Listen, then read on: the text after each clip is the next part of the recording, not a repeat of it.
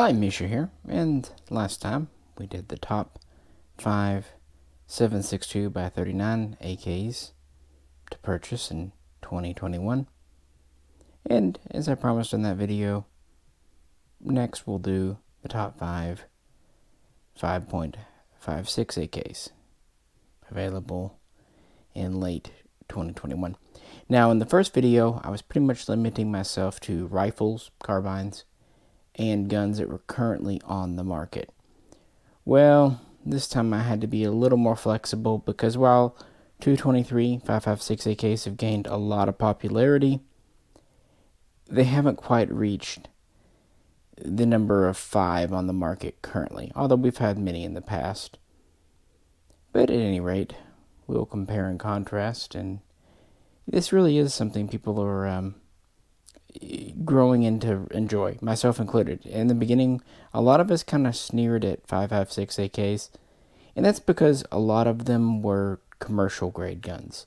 The Romanian SAR3 kind of comes to mind, although as it turns out, that had more to do with the magazines it was supplied with during the ban than the actual gun itself.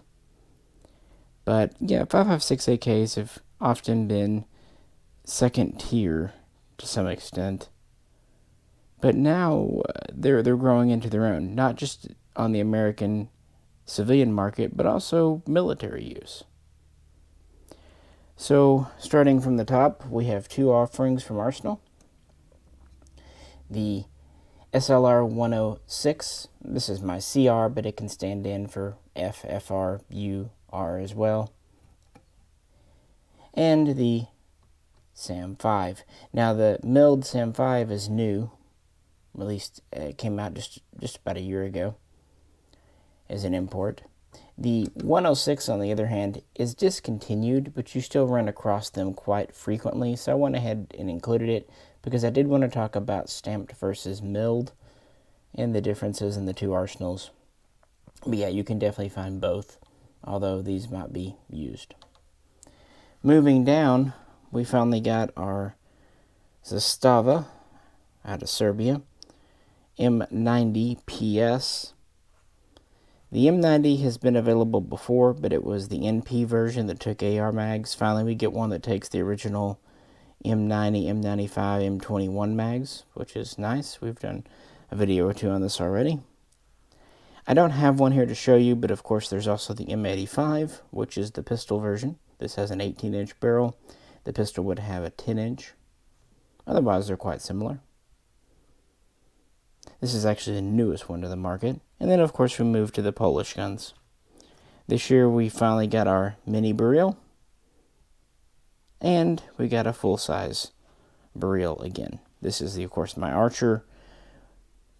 So we did see 700 full-size Beryl types back between 2012 and 2015. But, yeah, this is the first year we've ever had the mini. So that's kind of neat. So I wanted to stretch a point. This has an 18-inch barrel. This has a 9.3-inch barrel, so just over half the length. Both of our arsenals originally would come with 16 inches, but I've cut this one down to 12. This one has a 16 1/4. So with that, let's do a little range footage, then we'll start comparing and contrasting just like last time. SLR106CR. A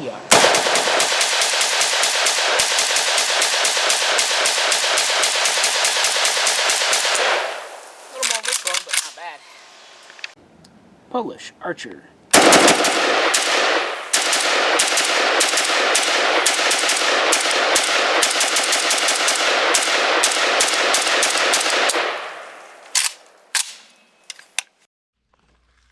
Good there? Yeah, I'm probably going to get hit in the face with some brass, but we'll see. Anyway, very first shots out of the M90.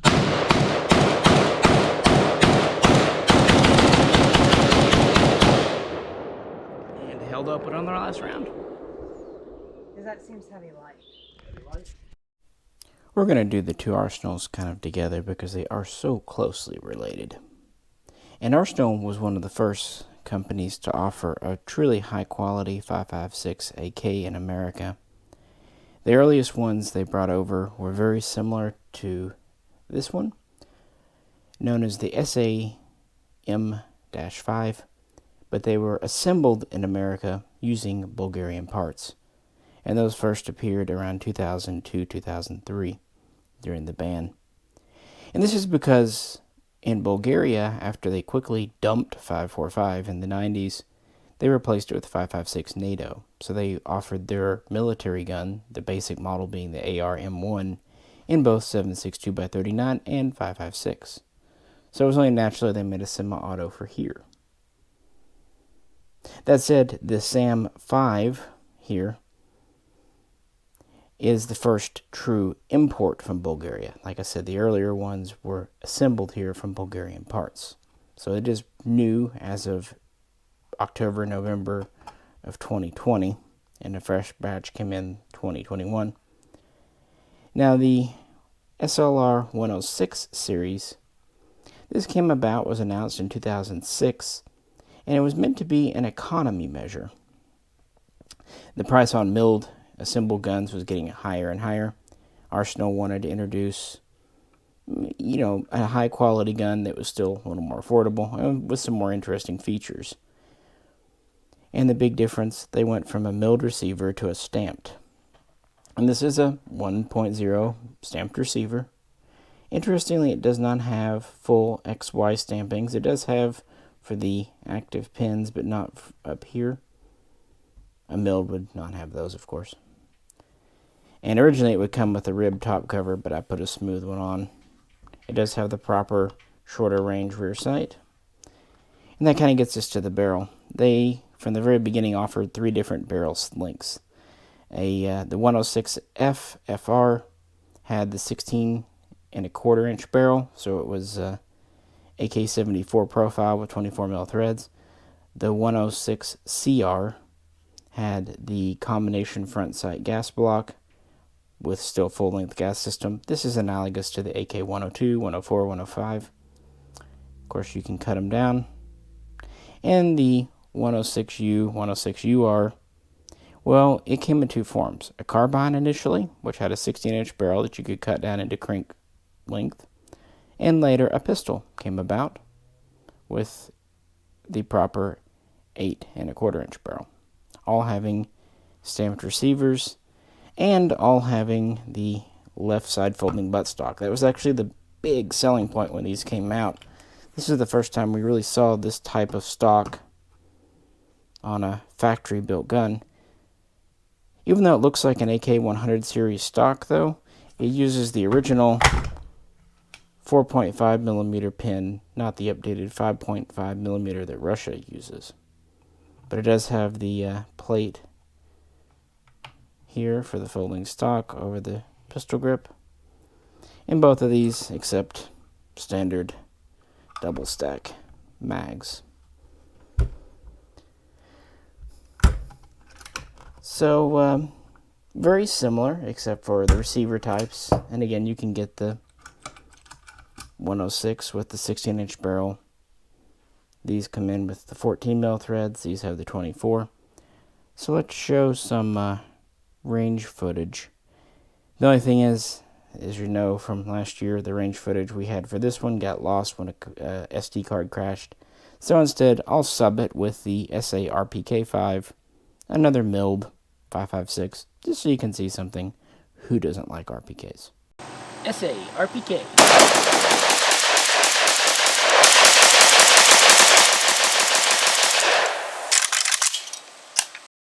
Even though I've only had this particular gun out to the range 2 or 3 times, I owned an SA M5 back in the day for a few years, about 5-10 years, and it was a great shooter. So yeah, these are great guns.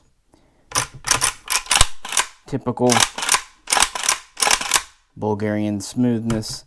They're coming with the so-called enhanced Arsenal trigger. I may replace mine. You can put a double hook in here.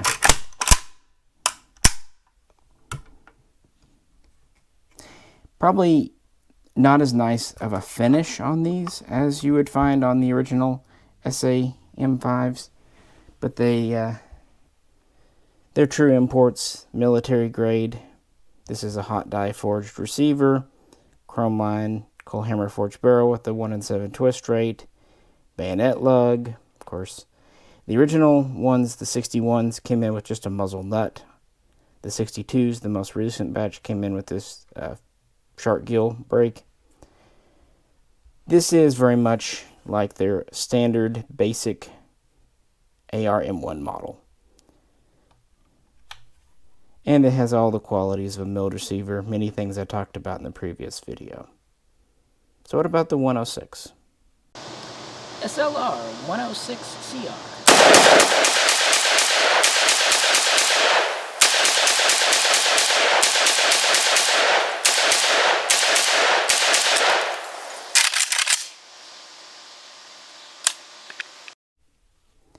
This one is quite very reliable, especially since I chopped the barrel. And it's quite smooth too. But it has been shot a few times. For a stamped gun, it's not bad. It's obviously quite a bit lighter because it has the same front end as the 5 there. And that's kind of what Arsenal did.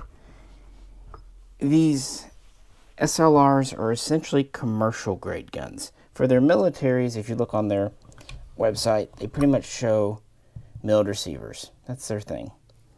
But for the SLR series, they took the milled receiver, swapped it out for a stamped with this AK74 rear, but then they plugged in a standard AR M front setup, barrel assembly.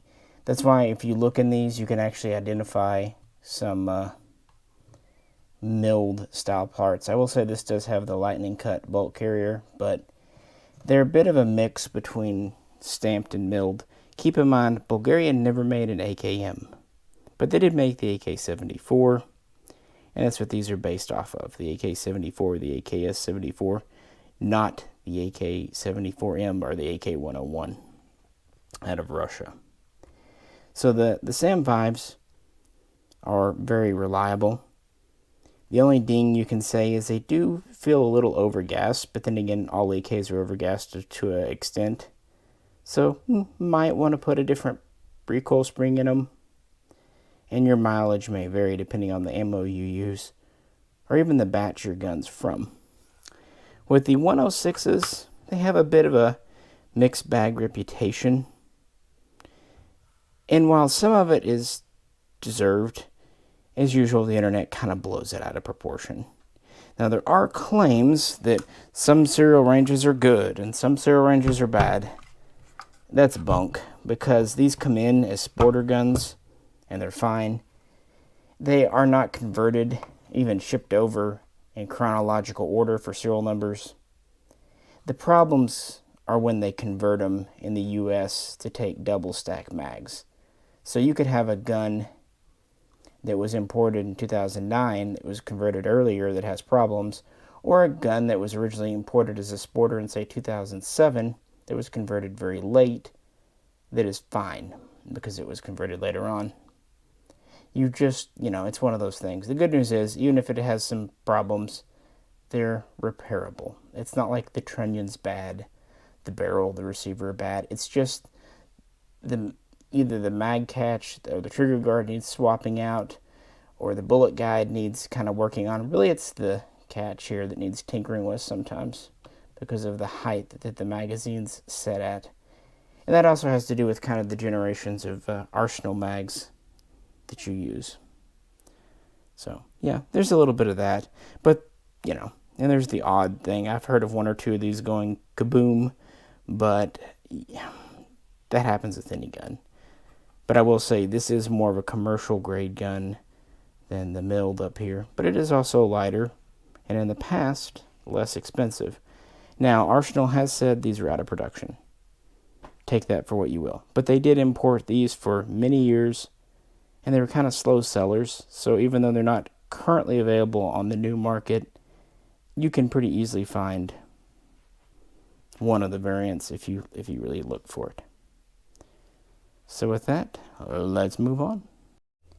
And now for the Polish guns. I'm not going to harp too long on these because we've done so many videos, but certainly new for this year. Now, like I said, the Archer, as you know, came around, but it was a victim of its time. It was very expensive for 2012, and 5.56 AKs were meh, and it was a victim of its importer, IO, who, on top of being IO, just didn't support it properly with parts, accessories. But if people could look beyond the IO name, it was a damn fine gun. But luckily, now Arms of America is importing these with Atlantic, the main distributor. And we have the full-size 18-inch version back, now just marked as Beryl M1, along with the mini pistol, Beryl M1 again. Now the full size is offered in 5.56 and 7.62 by 39. The pistol has only ever been made, and this is not just for us, but in military terms, in 5.56. Just kind of how it is. But I'm really happy these finally came in because it looked like they may not. And what's neat is these are true military grade guns and what have been standard in Poland since the late 90s, both of them. So the shorty here is based on the WZ-89 Onyx. And believe it or not, underneath all the tat, this is based on the WZ-88 Tantal. But both, major changes and updates. Both are true blue imports. They have cold hammer forged chrome lined barrels. 1 in 9 twist, not 1 in 7, but 1 in 9. 1.0 stamped receivers. They do have dimples, XY stamps. No side rails on these. That's because we have the Beryl top rail on this one and the short top rail on the pistol.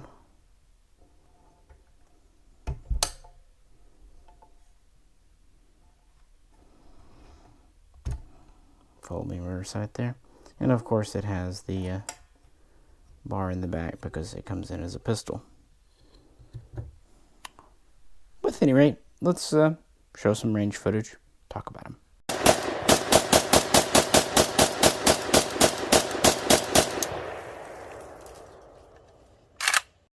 Pretending like this is the standard AOA imported Beryl, it has all the same qualities as the military WZ-96C. Very nicely smooth bolt. Has the extension on the safety. Oversized mag catch. Of course, this one's tatted out a bit. As as sold, they're not particularly heavy. The 18-inch barrel is just about the optimal length for 5.56, especially with the 1 in 9 twist. Relatively lightweight. They don't come with the bayonet lugs machined out on the Archer, but you can. The Archers come with the front muzzle brake pinned on. The newer ones, it's actually threaded, so you can remove it. Standard gas system does have the bipod lug. Unique handguard setup. You know the drill by now. And of course, as they're sold, at least currently by Atlantic, they have a fixed stock and a standard pistol grip, but you can swap those out if you so choose. Not much more to say about it than I've already said. It has a nice phosphate finish. Some parts can be a nice military spec paint. And it really is as close as you're going to get to a military gun. It just needs to be kitted out properly with the right stock and grip and handguard. Do that and you've got yourself a semi-automatic 96C. So that's the rifle. What about the pistol? Now I'll try the mini Beryl as a true pistol.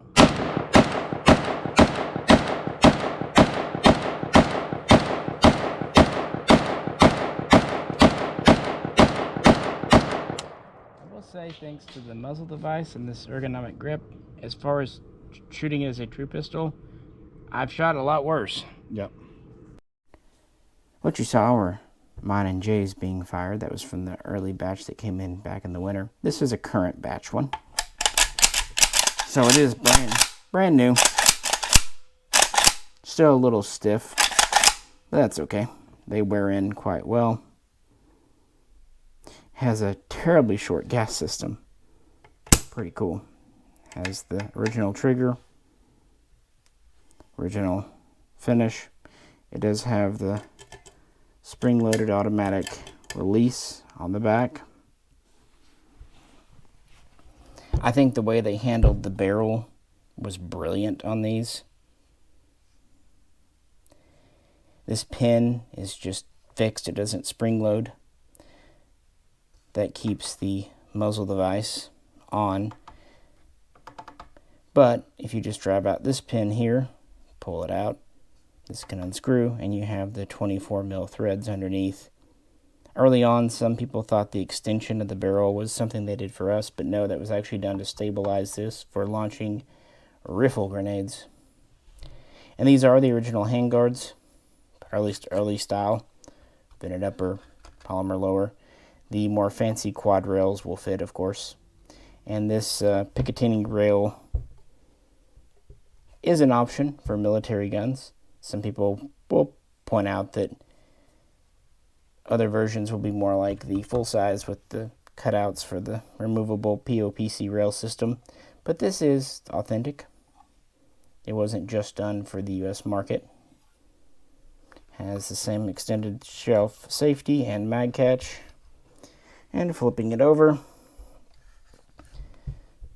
same XY stampings, dimples, all that. Now, with the newer versions, some are unhappy that the markings changed a wee bit. They went to more of a laser engraving.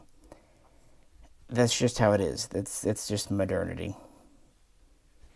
What are you going to do? Fine, it's just a cosmetic thing. And the back here, they got this little sling bar. If you don't want it, and you want to keep it as a pistol, you can just zip it off. It's just thin metal. Then you can drill it for a brace. Or you can just pop the 3 rivets, then install a standard rear trunnion and go SBR. Already comes with the grip. Considering how short this is, it's actually very pleasant to shoot. And again, it is a military gun.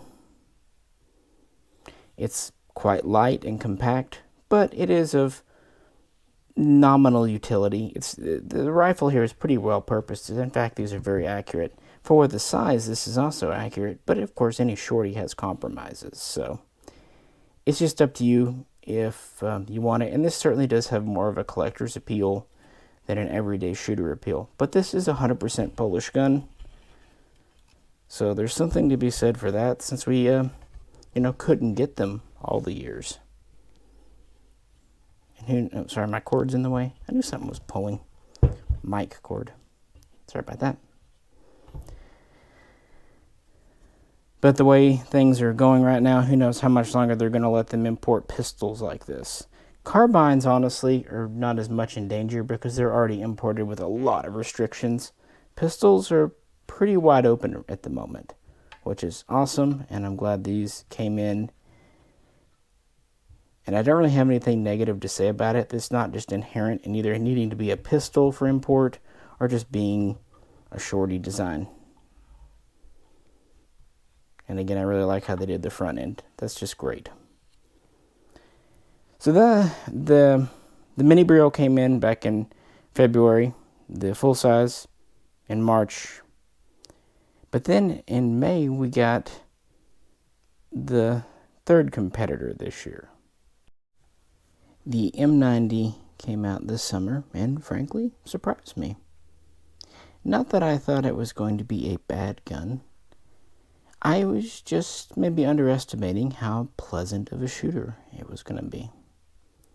And this is an interesting critter because it's kind of based on the M90, but also has some elements of Serbia's current M21 rifle. So it's a bit of a hybrid. Now, I think a lot of us kind of wished it was just an M21 semi-auto. But what we got is not bad. 18-inch barrel, 1-in-7 twist, chrome lined, cold hammer forged, 14mm threads. Comes with a removable brake, but I put a flash hider on it. Does come with a cleaning rod, although it's a sectional one, but it will fit into the barrel. Interestingly, it does have a 3-position gas regulator, although this may be of limited utility. 1.5mm stamped receiver with a bulge trunnion. So a little bit thicker. Side scope rail, although it is slightly proprietary because Zastava. Thick top cover, smooth, retaining pin in the back. Standard fire control group, mag release. And this comes in with the Zhukov type stock, Magpul stock at any rate, that does fold and collapse both. Ergonomic Magpul pistol grip with storage. And something I wasn't anticipating being so nice, the Hogue handguard. It's kind of rubberized, and it does have sections you can install rails in. So maybe not as nice as a metal quad rail for that, but it does keep the weight relatively down. And also is worth pointing out, it has a larger front sling swivel and rear, so you can use, like I've just got a standard kind of GI 2.0 on it at the moment. And it has a blued finish, like other Zastavas. So yeah, let's cut to its range footage and talk about how it feels. Now let's try the M90 with Tula, just because I had a box.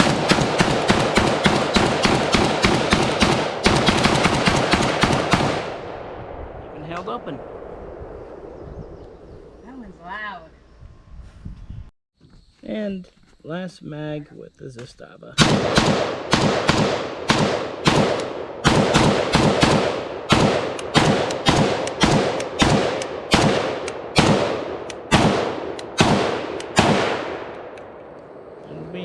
Held open.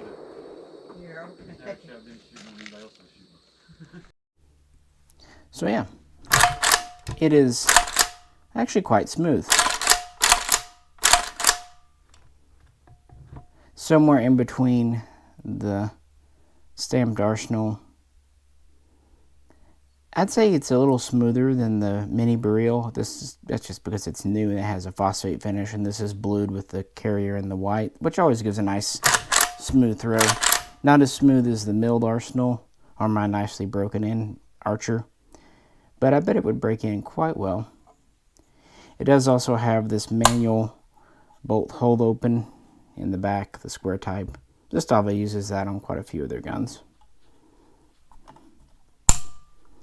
Dimpled magwell, standard iron sights. Now I really love my Archer. I love shooting it. It's a fun gun. It's been fun to upgrade. But I was surprised how pleasant this was to shoot as well. Some people have reported theirs seemed to be overgassed. I did not experience that with mine, but, you know, mileage may vary. And I also understand the desire to have classic wood furniture. But at least they didn't go utterly cheap. They put name brand furniture on it, and I think it does kind of suit the modern aesthetic of this gun. But again, you can always swap it out. Standard M70 furniture will fit just fine. So I understand why people don't necessarily like this choice, but I think it was a good one. I think this handguard especially, people underestimate because it doesn't especially look great, but it really does feel good. It gives very long gripping area, very solid. It did not heat up at all. It stayed nice and cool. And this Magpul pistol grip, you know what Magpuls feel like, but that's not a bad thing. It's actually quite analogous to the Polish pistol grip up here.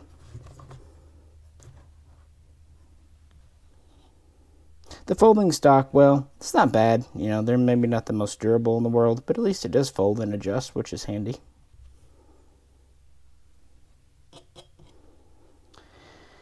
So I was, duly impressed. Now, the M85 It's the same basic gun, but as a pistol. Same 1.5 receiver, same chrome line, cold hammer forged 1 7 twist barrel, but it's, you know, the crank length, well, a little bit longer, 10 inches, so basically like a Mark 18, and it has unique threads. Serbia, they like doing their own thing. Yugoslavia, they're 26 mil threads. Thankfully, this is standard 14. Again, sorry I don't have a 85 to present to you, but they've been a little hard to get this year. So, yeah, it is what it is. I'm sure we'll come up with one day and can talk to you about it. So there you go, kind of a little rundown and shooting of each. Let's start the comparison part. Let's do that, because I got to get going. As I said in the previous video, but I figured I'd better reinforce here, no, I don't consider the Galil, especially the Ace, as an AK. Now, of course, it's derived from the AK. Its bolt and bolt carrier and even trigger group are very similar. But I actually have more respect for the Galil or the Galil Ace than just to call it an AK copy. And I really think there's a lot of reason behind it, so this is why it's not in this video. It uses its own type of receiver and frame. The standard Ace feeds from AR mags. It's not very AK-like. Even though it disassembles similar to an AK in the back, the front is different. Handguards are very different. Sights are extremely different. Different styles of control. And a lot of features that the AK just doesn't have. Like the dust cover, left side charging handle. Very few AK parts would fit into this, so yeah, it's not in this video. But back in May or June, I did a video on the Ace Generation 1 AR Mag version, and last month I did a video as a preview on the Rock and Lock, and we've already recorded it. It just needs to be edited. There's a full-fledged video on both Ace 223 guns, 5.56 guns. So instead of just lumping it in with this video, it's getting its own full-featured video. So hope that's enough good credit for the Ace. And with that, let's get back to our top 5. So here we have them ranged in terms of cost. Which ones are the most economical, and also not just purchase price, but any changes you might need to make to take it to the range to enjoy just, you know, overall commitment cost to buying one. Now keep in mind, AKs are expensive now.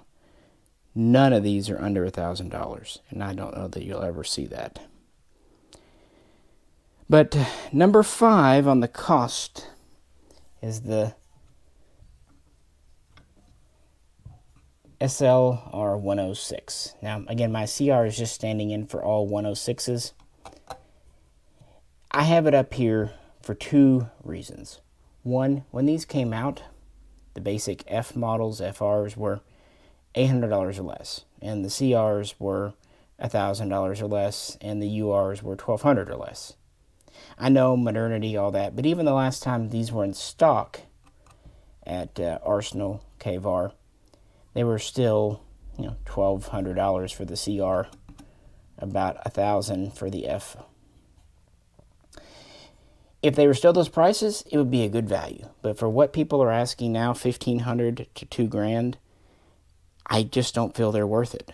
For one thing, they are more of a commercial gun, and for another, of the ones on the table, they've had the most issues reported. Now, don't get me wrong, the issues are a minority of guns. Most of them are like mine. They run just fine. But when you buy one, you are slightly rolling the dice. And since you would be buying it used, there's no warranty. So this is the biggest gamble. I would only say grab one of these if you find a good deal. And if you do, don't worry about it not working on you properly. And if it doesn't work, you can get a gunsmith to fix it. Just know what you're getting into. I just don't think this is a good value right now for the current asking price. If you can grab one for, you know, $1,200 or less, sure, why not? They are authentic imports. But again, with the stamped receiver, mostly made for the U.S. market. Moving it down, number 4, I love the mini Beryl pistol. It's fun, it's cool looking, but it is of limited utility, and it's not available in some states because of pistols. And as you get it here, you have no brace attachment.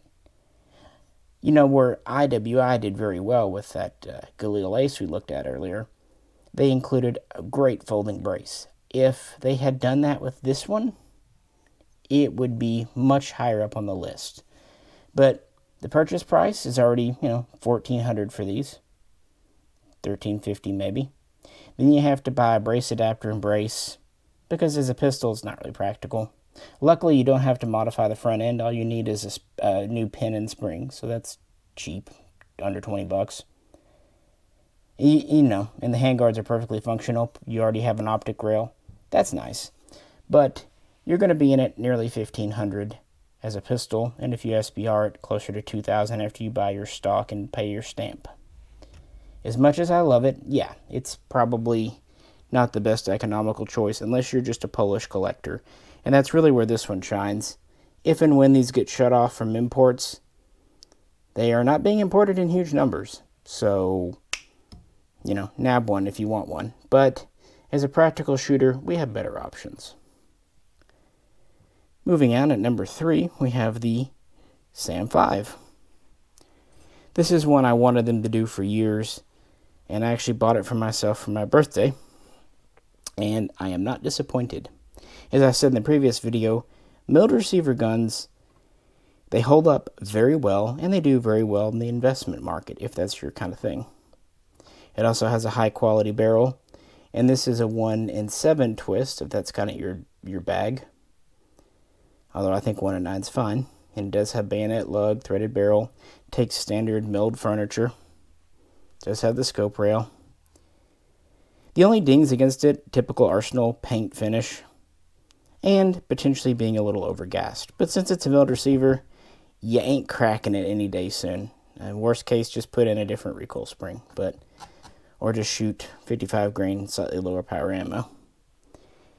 The only reason it's at number 3 is when these came out when I bought mine, they were $1,500, which honestly I thought was a pretty good deal because used older SA M-5s were bringing $2,000 and up.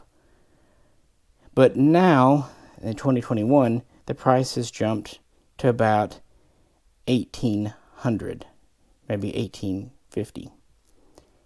Yeah, that's a lot. In fact, that's the highest sticker price of any on the table. Are you getting a good gun? Yes. But it is kind of a plain Jane gun. Basic furniture, no optics rail on it. It's got the mount, but no rail. It comes with 120 round mag.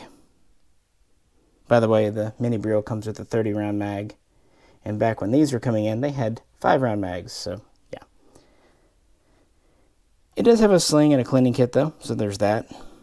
But yeah, you're going to want to invest in some mags and stuff. Of course, you can shoot it as is with iron sights.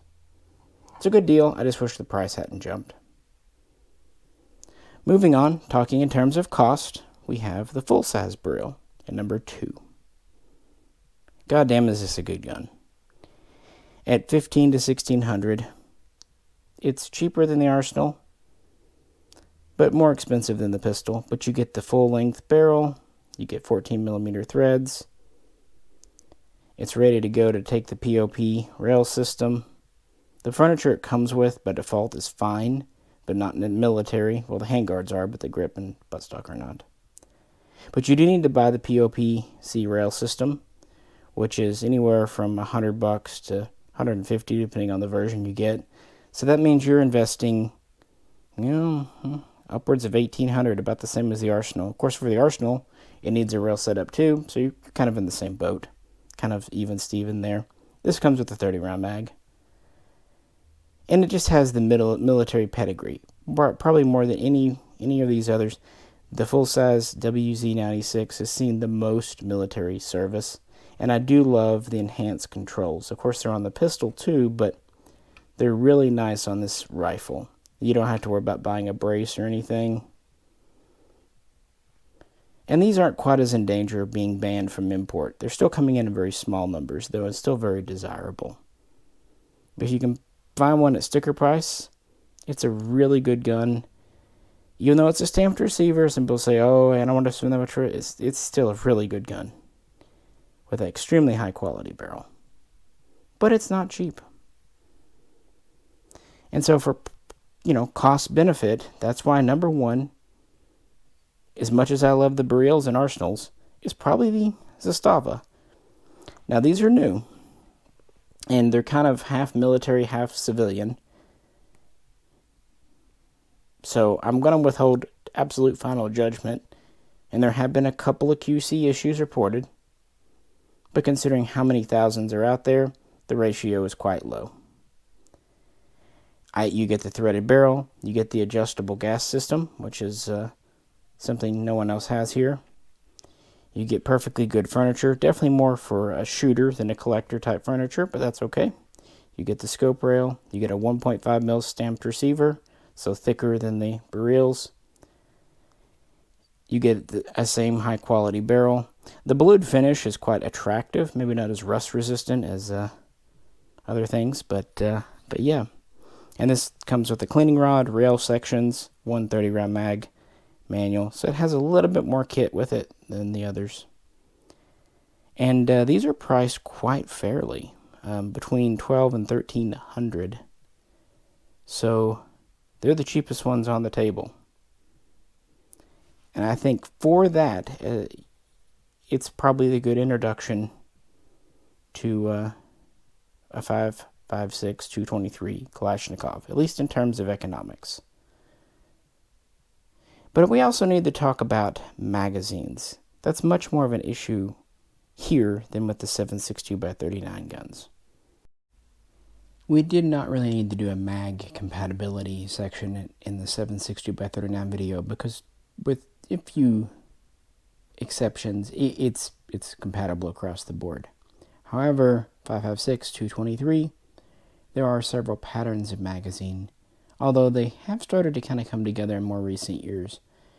But the reason there are different ways is because each country, Russia, Bulgaria, Poland, Yugoslavia, Serbia, China, they kind of went at doing a 223 AK in different ways. So as a sampling, we have the FB mag here, a WBP mag, both of these are Polish, this is a 20 rounder as it happens. Then we have a 30 round Arsenal and a 20 round Arsenal, of course one black, one clear. And then we have the Serbian M21 mag that comes with the M90. And then finally, because people would ask, here is a modern Galil magazine. And we'll start with the Beryl types using the pistol. And I want to point out something. I brought out a 5.45 mag here. AK74. These will fit just fine in a lot of these guns. Usually with a little bit of play. But they will not feed reliably. They will feed. And this is the basis for the Beryl mag. But first off, the feed angle of the mag is a little bit different for the 5.56 because of the longer cartridge. And maybe more importantly, the follower is different. See if I can hold them together. It is shorter on the 5.45 mag. Is it a major difference? No, but when you're feeding in a weapon, small dimensional things really matter. So I just wanted to point that out. You need a 5.56 mag. So not surprisingly, the Beryl mag fits the Beryl pistol just fine. No issues there. The WBP mag.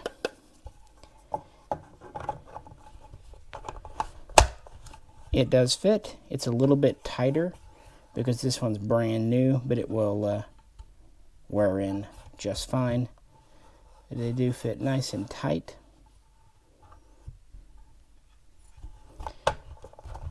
No surprises there.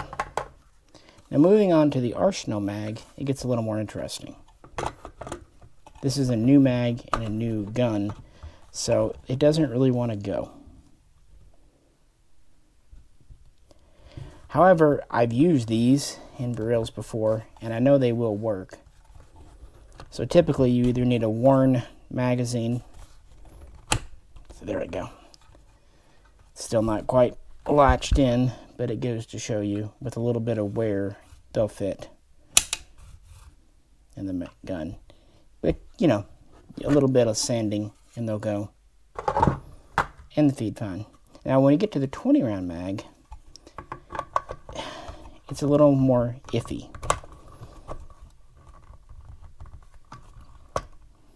I'm not going to force it because I already know, I've pointed out in past videos, the issue, because this is the clear polymer versus the black, is that front lug.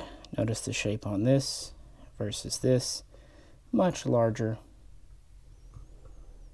So that's the main problem. You might need to sand this down if you want to use it in a Beryl. Also in the back, this area here is a little bit thicker than on this mag. Notice how it has a step here and not as much of one here. That's because the early smoke mags were known for spider web cracking, so they ever so slightly thickened this up. So that means it's just a little fat and big to work in the Polish gun. Moving on to our Serbian mag, we kind of run into the same issue. In fact, it's even less wanting to go.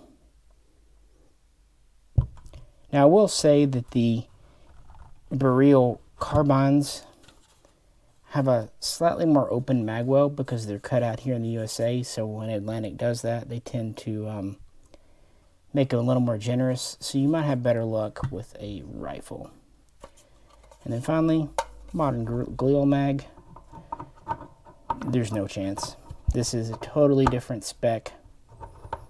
It's not even going to start. So these aren't going to work. Now, in the past, companies like Century have converted, say, Segas to use Galil mags, so it's not impossible, but it's not working in the Beryl pistol. Moving on to the milled Arsenal, we'll set ourselves up with the same mags again. Starting with the Beryl here.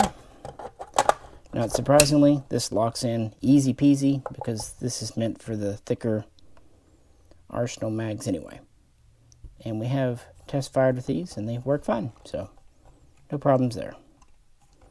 If I can get it out now. The WBP. Or I could just knock you over. How about I start all this over again? Let's reset our mags. Now for the SAM5, the milled Arsenal. I went with the SAM5 over the SLR because this is what's currently on the market. And the Beryl mag locks in just Jim Dandy. And we've test fired these before. They work just fine. No surprises there. Let's try the WBP Tanker mag. Again, new mag, so there we go. Also locks in fine. Fits a little bit tighter. We have not test fired this combination yet, but it does test fit. And yeah, it would be rather shameful if this didn't fit. Again, because it's a new mag, it is a little tight, but that kind of wear will happen very quickly. So they intentionally oversize these so they can wear into individual guns. Here we have the 20. Same kind of boat. It's a little bit oversized, but of course it'll work because it's an Arsenal mag. And it goes in quite tight.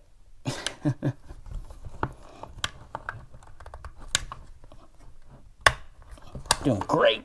There we go. But yeah, this area back here is what's tight. The lug's a little oversized because of the metal.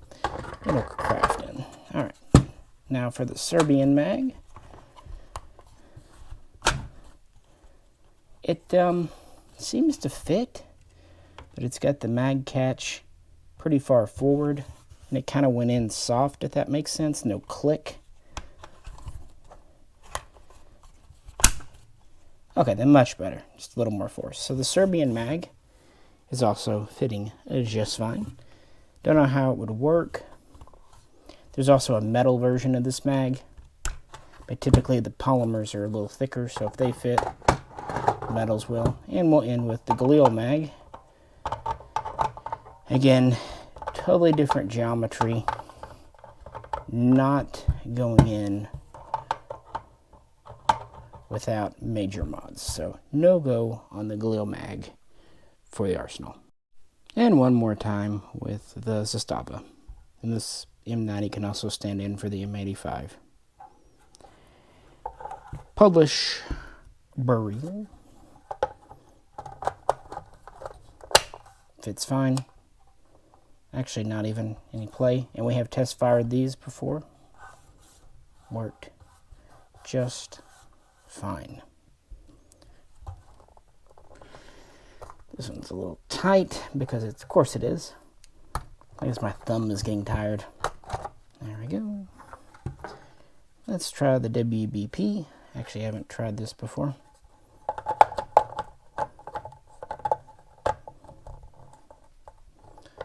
And that's having a little more resistance.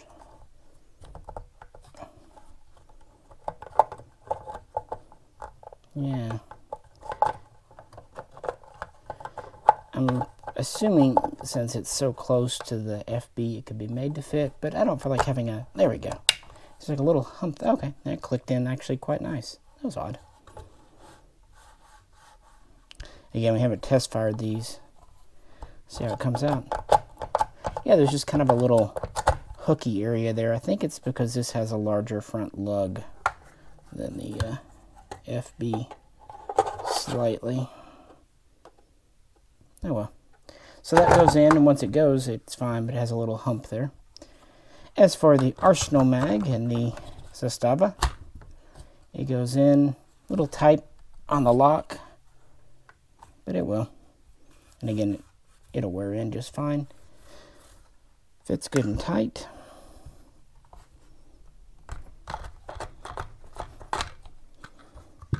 Let's see about the 20. It actually goes in better than the 30. And we have test fired this too. I think what it is, this one has the larger front lug, but this one, even though it's smaller, it actually protrudes more forward than this. Finally, of course, the Zastava mag, better damn well fit. And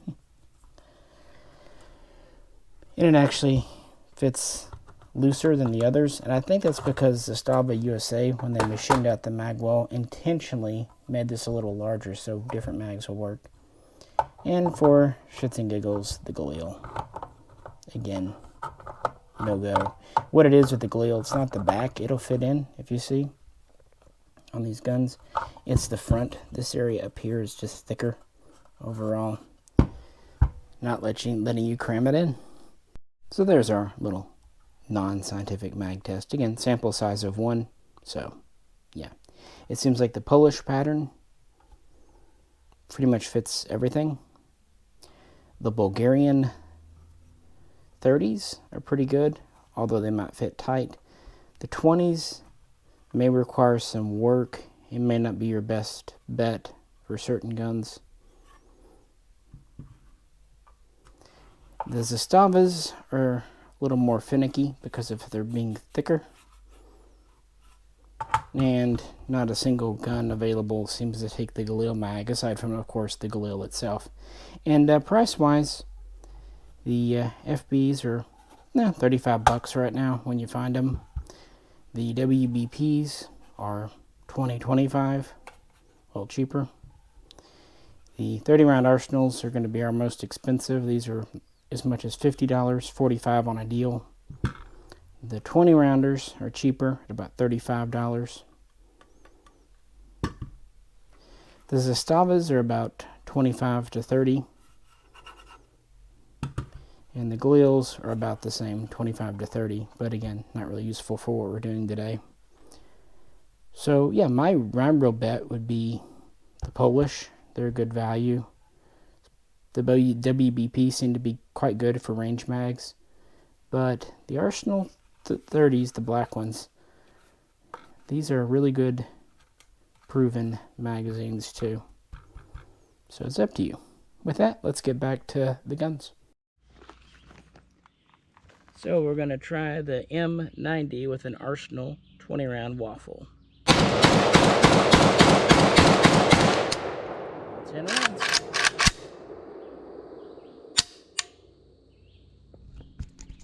SA RPK.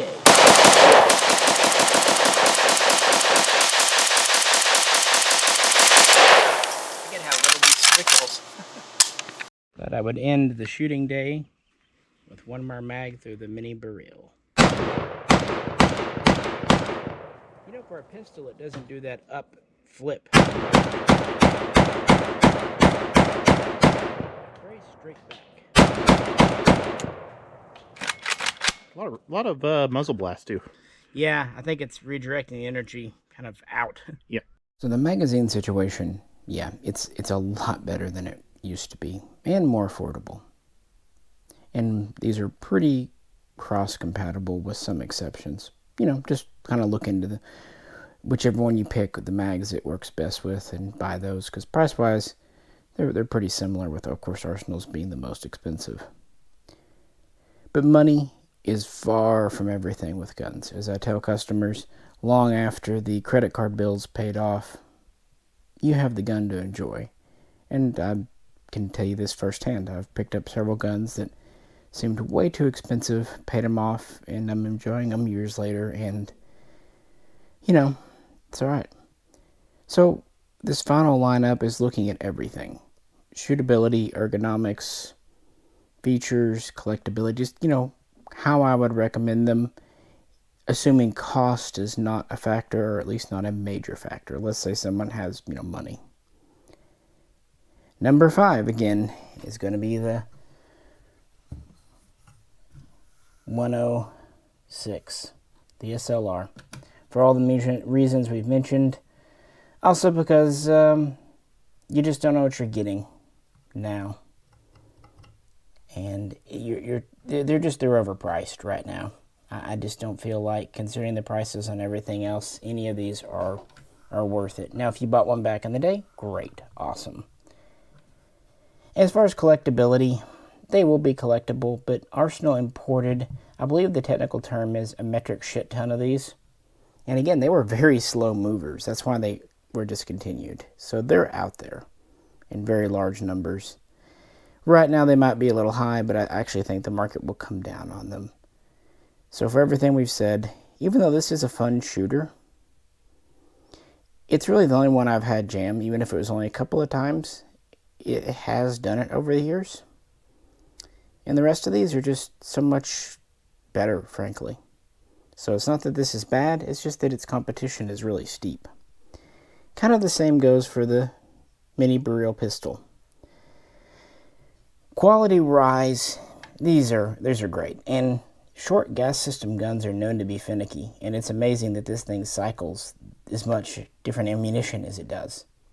And it's great that this comes in as a pure Polish gun. No 922R, no cutout magwell, even has a factory threaded barrel.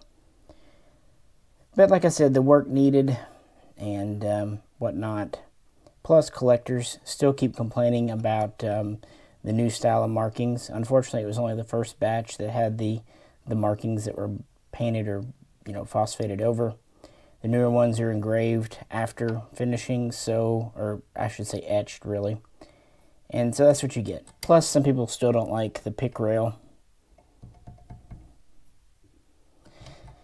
And it's a great gun, and I'm very happy to have them, but it is a smaller niche market, and that really goes for all of the pistols. The 106U pistol, the SAM 7K pistol, the M92 pistol, the M85 pistol, pistols, and even the Draco pistol, they have a more niche market. Always have, probably always will to some extent. Great gun, but it is pretty expensive, and you can't just shoot it right out of the box. So its best thing is probably collector's value. Moving on down, the M90. It actually moves to number 3 on the list now. Everything I said about it is still true, but I will also say that it's new to the market, and it is not exactly based on a military gun as such. The M90 was more of a export offering that they toyed around with, and again, it has some M21 features. This would be higher if it was a true M21. And in fact, this one and the 106 I've toyed with selling from time to time. It just, mood of the month. I don't know ultimately what I'll do here, but I want to shoot it some more before I make a final decision. It's really good for the money. That's probably its biggest thing, is the cost on it. But blued finishes aren't the most durable. The adjustable gas system seems neat, but it's probably of relatively limited utility, and there's no guarantee that the threads will be concentric, so suppressing it might be not as easy as you think. Plus, yeah, even though I think the furniture they picked is good, wood would be classier. But I think for a lot of people, this is a good first 223 AK, so that's right why it's in the middle of the pack. And honestly, number 2 and number 1 are almost a dead heat. It's personal preference. I do prefer the Beryl. I've said that. But only just. I love that this is an imported milled receiver. And we've definitely seen what milled guns will do after the import ends. Look at the Polytech Legends. Look at the milled Valmets. Yeah, the stamped Valmets bring good money, but the milled ones are way up there. And I really like how smooth it is. It's a very solid feeling gun. And because of the lighter profile barrel, it's not a brick. The Beryl, it's a stamped gun, but it's a nicely done one. And I guess I do like shooting it slightly more than the Arsenal. But both are just very reliable and very good guns. Theoretically, the Beryl is going to be a little bit more accurate. But then again, it's a 1 in 9 twist. Some people really like 1 in 7, and that would be the Arsenal for you here. And price rise, the Beryl is a couple of $100 cheaper. That's nice. And I think you definitely get the same quality or even a higher quality gun. Frankly, I think the QC at Radom, FB-Radom, is a little higher, especially final checks, than at Arsenal. Now, Arsenal, they won't let a gun slip out that's going to blow you up, but chances of a slightly canted front side or whatnot, iffy paint, are higher. The Radom guns, they really seem to be held to a very good standard. And the conversion work that Atlantic does in the USA is top-notch on the new ones. So, can't say boo about that. Plus, it comes in a nicer case. So, considering it's a little bit cheaper, yeah. But I will say this is a very modern AK styling. It may not be for everyone. So, you might like the more classic. This is not exactly an AK Type 3, but it's pretty close until you get to the barrel. Also, I should mention 16-inch versus 18. This one having 18. Those couple of extra inches really do well for 223 shooting, but it's kind of up to you. And this POP rail system is a great rail system. And if you don't like it sitting quite this high, you can actually get the Generation 3, which sits about a 1/4 inch lower. Now, that's the one they call Weaver. Very rarely will Weaver versus Picatinny matter. Once in a blue moon, you'll get an optic that doesn't want to fit Weaver. They will fit Picatinny. But chances are, nah, you'll be alright. None of these are going to let you down. They're all quality guns. They're all a lot better than what we used to have. Of course, magazines matter a lot. Ammunition matters a great deal, especially when it comes to accuracy. The first time Jay shot his Archer, he shot it at the indoor range near his house, and he called me rather disappointed. He was only getting 3.5, 4-inch groups. Turns out it was because he was shooting garbage Tula, 62 grain Tula. Once we even started putting decent stuff in this, not even great, but just decent, that tightened up to 2 inches, even less. And with actual quality ammo, like say the Swiss or what have you, this was certainly under 1.5 MOA, even approaching 1. The Arsenals are good, but I don't think they're quite that good. So if you're talking about accuracy, I definitely rate this as number 1, at least in potential. The Zastavas, I really don't know. I think the 18-inch barrel will do you well. Obviously, the little pistol and my 12-inch here will have sacrifices because of that. But yeah, that's just kind of my thoughts on 223 guns. And again, not counting the Galil Ace in this one, but it's getting its own video, like I said. So never fear. I really want to treat the Ace with more respect. I don't want to just call it an AK, because it's really more than that. So let me know what you think. And again, this is just as of, October of 2021. Things could change. We can learn more about the M90s. The SLRs could come back. The Arsenals could drop in price. The Beryls could go up. And that would change things. But as of right now, knowing what I know and not knowing what I don't know, these are my loose picks. If a customer said, look, money's not a big deal, which one should I get? I think the Beryl is the best choice. It gives you great accuracy. It's pricey, but not the most expensive. And it's new production, so you'll get a full warranty. And AOA and Atlantic will back that up. Arsenal KVAR's warranty is... And Zastava's warranty, I've heard mixed things, so I have no first-hand experience, so I can't really tell you. But I do know that AOA Atlantic's warranty is pretty good, because I've used it once or twice on other guns in the past. Well, as always, I appreciate you tuning in. If you could, please like, share, subscribe. And if you'd like to help support the channel, please check out the link to our Patreon page. This is Misha. Catch you very soon. Next time.